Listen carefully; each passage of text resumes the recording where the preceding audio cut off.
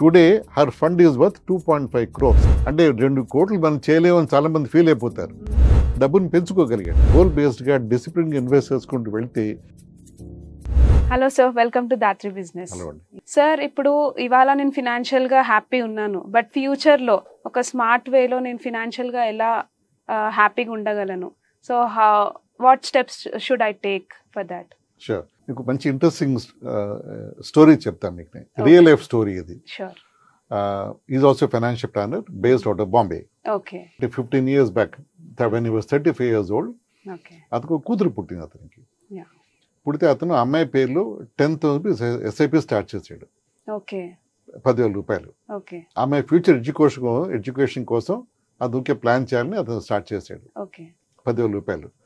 అతను చేసింది ఏమిటి, అందరూ చేస్తారు లాగా SIP స్టార్ట్ చేసి అందరూ చేస్తారు. అతను చేసేంటి డెడికేటెడ్గా గోల్ బేస్డ్గా అమ్మాయి కోసం గిఫ్ట్లు ఎవరైనా ఇచ్చినా, అంటే అమ్మాయి గ్రాండ్ పేరెంట్స్ ఇతని పేరెంట్స్ ఎవరైనా సరే ఇచ్చినప్పుడు దాని జాతకి వాళ్ళు invested in equity funds which are to his judgement right అని అనిపించినప్పుడు అలా చేసుకుంటూ వెళ్ళి అతను మధ్యలో ఇతను ఎక్స్ట్రా డబ్బు వచ్చినప్పుడు దాంట్లో వేసుకుంటూ వెళ్ళి అతను 15 years బ్యాక్ స్టార్ట్ చేసిన journey. Today her fund is worth 2.5 crores. So అంటే దీంట్లో మనం నేర్చుకోవాల్సిన ఏమిటంటే ఇది he could afford 2 crores today అమ్మాయి ఎడ్యుకేషన్. కానీ స్మార్ట్గా అన్నారు ఇందాక మీరు.